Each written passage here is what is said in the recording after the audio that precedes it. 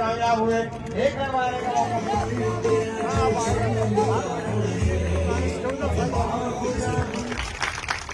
और इनके तहे दिल से ममनून और मशकूर हूं कि उन्होंने अपनी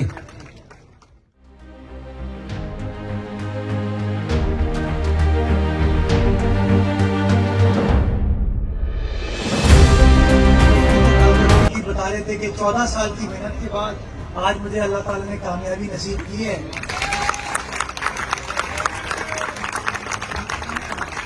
सर, मैं आपके पैशन को दाद देना चाहूंगा।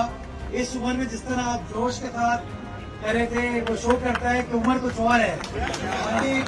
मुझे भी बड़ी तकलीफ देती है कि इस तरह की और हेल्दी एक्टिविटीज शहर कराची में होनी चाहिए, और मैं ऑर्गेनाइजर्स के साथ बैठना चाहूंगा कि इंशाल्लाह हम और इश्यूज के साथ बैठें।